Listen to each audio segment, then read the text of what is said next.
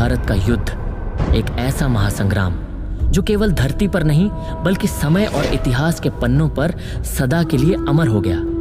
कुरुक्षेत्र की वह रणभूमि जहां चलता हर शस्त्र और उठती हर तलवार अपने भीतर एक गाथा समेटे हुए थी। इस महायुद्ध में असंख्य वीरों ने भाग लिया, परंतु एक नाम ऐसा भी है जो आज भी रहस्य और रहस्यात्मकता का प्रतीक बना हुआ है।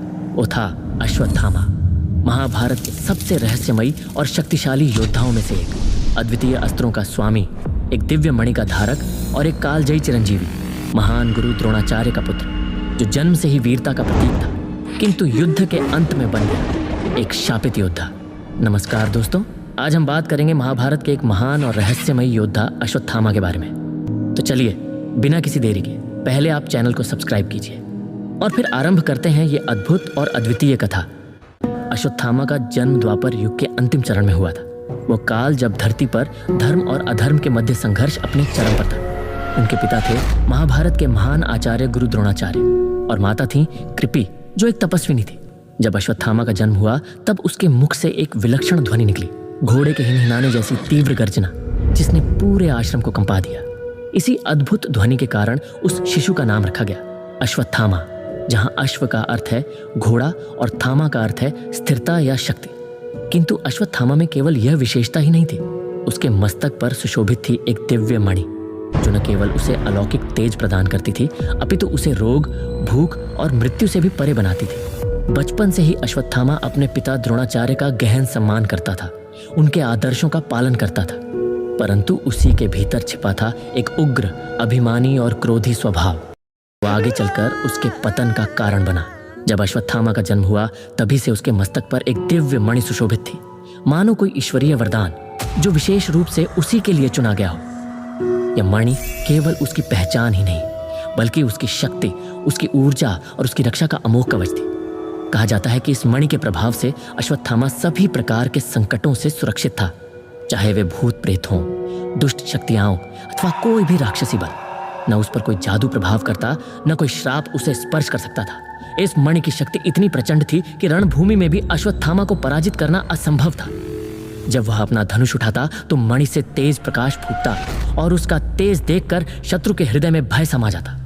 यह मणि उसके शरीर के हर घाव से शीघ्र ठीक करती, उसकी ऊर्जा को दुगुना कर देती और उसे अदृश्य शक्तियों से भी संघर्ष करने का सामर्थ्य प्रदान करती।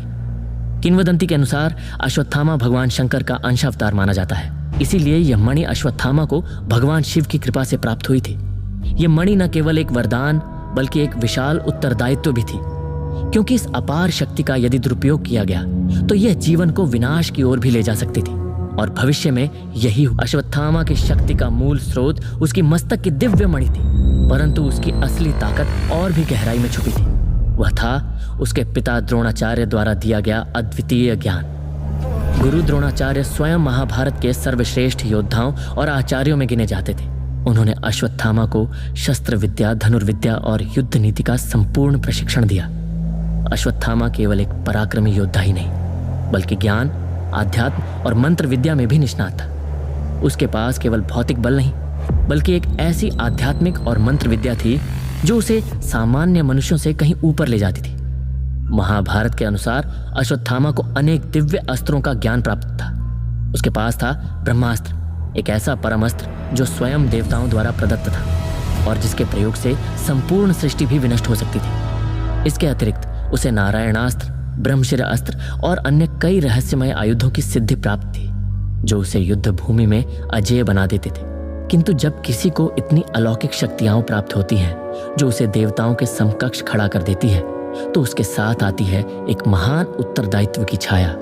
दुर्भाग्यवश यही वह क्षेत्र था जहां अश्वत्थामा संभवतः स्वयं को संयमित रखने में असमर्थ रहा और यही असंतुलन आगे चलकर उसके जीवन की सबसे बड़ी त्रासदी बना। यह वही समय था जब धर्म और अधर्म का महासंग्राम अपने चरम बिंदु पर पहुंच चुका था। महाभारत के युद्ध का 15वां दिन था जब युद्ध की दिशा और दशा दोनों बदल रही थी। गुरु द्रोणाचार्य जो उस समय कौरवों के सेनापति थे, संपूर्ण शक्ति और युद्ध कौशल से पांडव सेना का विध्वंस कर रहे थे। उनकी धनुर्विद्या और रणनीति के आगे पांडवों के पराक्रमी योद्धा एक एक कर मात खा रहे थे। ऐसा प्रतीत हो रहा था मानो गुरु द्रोण अकेले ही पूरी पांडव सेना को समाप्त कर देंगे। उधर पांडवों के साथ थे भगवान श्री कृष्ण, जिनका उद्देश्य था धर्म की रक्षा और पांडवों को विजय दिलाना। किंतु गुरु द्रोण को पराजित करना असंभव प्रतीत हो रहा था। तब श्री कृष्ण ने एक चतुर रणनीति रची। उन्हें ध्यात था कि द्रोणाचार्य का सबसे बड़ा मोह है पुत्र मोह। उन्होंने एक हाथी जिसका नाम था अश्वत्थामा और उसे युद्ध में मार डाला। इसके बाद श्री कृष्ण ने घोषणा करवाई, अश्वत्थामा मारा गया। जब गुरु द्रोण ने यह समाचार सुना तो वे संदेह में पड़ गए। उन्होंने सत्य का पता लगाने के लिए धर्मराज युधिष्ठिर से प्रश्न किया, क्योंकि वे जानते थे कि युधिष्ठिर कभी झूठ नहीं बोलते। युधिष्ठिर ने उत्तर दिया, अश्वत्थामा हता नरः व कुंजरा वा, अर्थात अश्वत्थामा मारा गया, चाहे वह मनुष्य हो या हाथी। गुरु द्रोण ने केवल पहले भाग को सुना और उन्हें लगा कि उनका पुत्र सचमुच मारा गया है। दुख में उन्होंने अपने शस्त्र त्याग दिए और तभी धृष्टद्युम्न ने इस अवसर का लाभ उठाते हुए उनका शीश काट दिया। जब अश्वत्थामा ने अपने पिता की निशस्त्र देह को युद्ध भूमि में देखा तो उसका हृदय प्रतिशोध की ज्वाला से भर उठा। उस क्षण से अश्वत्थामा का भीतर का योद्धा एक राक्षस में परिवर्तित हो गया। उसने संकल्प लिया कि वह पांडवों से इस अपमान और वियोग का प्रतिशोध अवश्य लेगा, चाहे इसके लिए उसे कोई भी पाप क्यों न करना पड़े। युद्ध आगे बढ़ा और अंततः 18वें दिन महाबली भीम द्वारा दुर्योधन का वध कर दिया गया। इसके साथ ही कौरवों का पूर्णतः विनाश हो गया। महाभारत का युद्ध समाप्त हो गया था, परंतु अश्वत्थामा की कथा यहीं समाप्त नहीं हुई। रात्रि का समय था। अश्वत्थामा पांडवों के शिविर में चुपचाप घुसा, यह सोचकर कि वह 5 पांडवों की हत्या कर देगा। किंतु दुर्भाग्यवश उस समय पांडव वहां उपस्थित नहीं थे। उनकी जगह उनके 5 पुत्र वहां सो रहे थे। अश्वत्थामा ने निर्ममता के साथ सोते हुए पांडव पुत्रों की हत्या कर दी। यह घोर अधर्म था, जिसने न केवल पांडवों के हृदय को जलाया, अपितु भगवान श्री कृष्ण के मन में भी क्रोध और वेदना उत्पन्न कर दी। जब अश्वत्थामा को पकड़ लिया गया तो पांडव उसे मारना चाहते थे, लेकिन भगवान श्री कृष्ण ने कहा कि यह अपराध पांडवों का नहीं बल्कि द्रौपदी का है और इसीलिए सजा भी वही देगी। जब अश्वत्थामा को द्रौपदी के पास लाया गया तो द्रौपदी ने उसे यह कहकर क्षमा कर दिया, मेरे पुत्र तो चले गए, लेकिन मैं किसी और मां से उसका पुत्र नहीं छीन सकती। परंतु अपराध तो हुआ था और दंड भी आवश्यक था। तब भगवान श्री कृष्ण ने कहा, एक ब्राह्मण की छोटी ही उसकी जान होती है, इसलिए इसकी छोटी काटकर इसे जीवित छोड़ दो। चोटी कट जाने से अश्वत्थामा को भारी अपमान का अनुभव हुआ। इस अपमान से क्रोधित होकर उसने पांडवों के अंतिम वंशज को भी समाप्त करने का निश्चय कर लिया, जो अब भी अभिमन्यु की पत्नी उत्तरा के गर्भ में था। अश्वत्थामा ने उत्तरा के गर्भ पर ब्रह्मास्त्र का प्रयोग कर दिया। जब अर्जुन ने ब्रह्मास्त्र को आता देखा तो उसने भी उसका प्रत्युत्तर ब्रह्मास्त्र से दिया। दोनों महाशक्तियां आमने सामने थीं। यदि वे आपस में टकरा जाती तो संपूर्ण सृष्टि का विनाश निश्चित था। समय की गंभीरता को समझते हुए भगवान श्री कृष्ण ने दोनों से ब्रह्मास्त्र को वापस लेने को कहा। अर्जुन ने तो आज्ञा का पालन करते हुए ब्रह्मास्त्र को शांत कर दिया, पर अश्वत्थामा को उसे वापस लेने का ज्ञान ही नहीं था। सभी पांडव भयभीत हो गए। तब भगवान श्री कृष्ण स्वयं उत्तरा के गर्भ में प्रवेश कर उसकी संतान की रक्षा की और यही बालक आगे चलकर राजा परीक्षित बना। किंतु अश्वत्थामा की इस निशंस क्रूरता को देख पांडवों का क्रोध प्रज्वलित हो उठा। यह मात्र एक साधारण अपराध नहीं था, यह धर्म के विरुद्ध उठाया गया एक अधर्ममय कृत्य था, जिसमें न केवल निर्दोष बालकों का वध हुआ बल्कि संपूर्ण वंश पर आघात किया गया। क्रोधावस्था में भगवान श्री कृष्ण ने उसके मस्तक से दिव्य मणि को निकाल लिया, जो उसकी शक्ति और सुरक्षा का प्रतीक थी, और इसके उसे एक भीषण श्राप दिया गया। यत्र यत्र भविष्यसि तत्र तत्र अर्जुनम स्मरान घोरैर्विचरमाणस्त्वं सर्पवद वेष्टिता सदे, अर्थात तू अनंत काल तक जीवित रहेगा, ना तुझे मृत्यु प्राप्त होगी ना तेरे घाव कभी भरेंगे। तू प्रतिदिन मृत्यु की भीख मांगेगा किंतु तुझे मोक्ष कभी प्राप्त नहीं होगा। तू सदा दुख वेदना और ग्लानि में जीता रहेगा, जैसे एक सर्प अपने ही विष में लिपटा रहता है। महाभारत का यह अंतिम चरण केवल युद्ध का अंत नहीं था, बल्कि अश्वत्थामा के शापित जीवन की शुरुआत थी। एक ऐसा अध्याय जो आज भी रहस्य, पीड़ा और अमृता का प्रतीक बना हुआ है।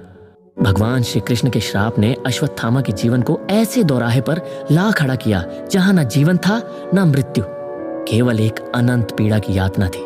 महाभारत का युद्ध समाप्त हो चुका था। पांडवों ने विजय प्राप्त कर ली थी, परंतु अश्वत्थामा के लिए ना कोई विजय थी ना कोई पराजय, बस एक श्रापित आत्मा की अंतहीन यात्रा शेष रह गई थी। द्वापर युग धीरे धीरे अपने अंत की ओर अग्रसर हो रहा था। भगवान श्री कृष्ण ने भी अपनी लीला पूर्ण कर ली और द्वापर युग समाप्त हो गया। किंतु अश्वत्थामा का अंत नहीं हुआ, क्योंकि श्री कृष्ण का श्राप उसे काल के बंधनों से मुक्त कर एक चिरंजीवी बना चुका था। अब न मृत्यु उसे छू सकती थी, न समय उसे रोक सकता था। युग बदले, सभ्यताएं बदली, परंतु अश्वत्थामा धरती पर भटकता रहा, अपने पापों के बोझ तले दबा हुआ, अपने घावों के साथ कराहता हुआ।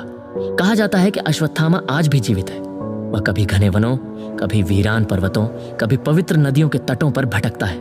उसके मस्तक का घाव आज भी खुला है और वह निरंतर प्रायश्चित की खोज में भटकता रहता है। भारत में अनेक स्थानों पर ऐसी कथाएं प्रचलित हैं जहां लोग दावा करते हैं कि उन्होंने एक अजीब व्यक्ति को देखा जिसका माथा रक्त और पीप से लथपथ था। मध्य प्रदेश के आसिरगढ़ किले में कहा जाता है कि अश्वत्थामा रात्रि में औषधियों की याचना करता हुआ दिखाई देता है। नर्मदा तट पर उसकी उपस्थिति की बात कही जाती है, जहां वह ध्यान करता है और किसी के पास आते ही पलक झपकते ही अदृश्य हो जाता था। देहरादून के तपकेश्वर महादेव मंदिर में पुजारी बताते हैं कि हर 10 साल में एक अज्ञात व्यक्ति आता है जो शिवलिंग पर जल अर्पित करता है और मौन रहकर अंतर्धान हो जाता है। कलयुग में जो मानवता धीरे धीरे धर्म से विमुख हो रही है, अश्वत्थामा एक जीती जागती मिसाल है इस सत्य की कि कर्मों का लेखा जोखा कभी किसी को नहीं छोड़ता। उसके पापों ने उससे उसकी शक्ति, उसकी मणि, उसका गौरव सब कुछ छीन लिया और उसे एक ऐसी जीवन यात्रा पर छोड़ दिया जहां केवल दर्द, पश्चाताप और अकेलापन है। कहा जाता है कि जब भी अश्वत्थामा किसी पवित्र स्थल पर पहुंचता है तो वह अपने पापों के लिए क्षमा याचना करता है, परंतु श्री कृष्ण का श्राप इतना प्रबल है कि उसे अब तक मुक्ति नहीं मिल पाई।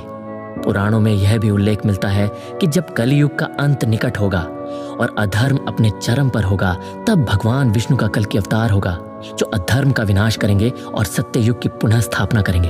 तब उस महायुद्ध में चिरंजीवी अश्वत्थामा कल्कि के साथ मिलकर अधर्म का अंत करेगा और तभी उसे मुक्ति प्राप्त होगी, परंतु तब तक वो भटकता रहेगा अपने घावों के साथ, अपने पापों के साथ, अपने श्राप के साथ। तो दोस्तों, ये थी अश्वत्थामा की करुण कथा, एक योद्धा जो शक्ति से श्राप तक पहुंचा। इससे हमें यह प्रेरणा मिलती है कि शक्ति चाहे जितनी भी महान क्यों ना हो, यदि उसका उद्देश्य धर्म के लिए ना होकर अधर्म के लिए किया जाए तो वह अंततः विनाश का ही कारण बनती है। अब आपकी बारी है। क्या आपको लगता है कि अश्वत्थामा आज भी जीवित है या यह केवल एक आस्था और रहस्य की कहानी है? नीचे कमेंट में अपनी राय जरूर दें।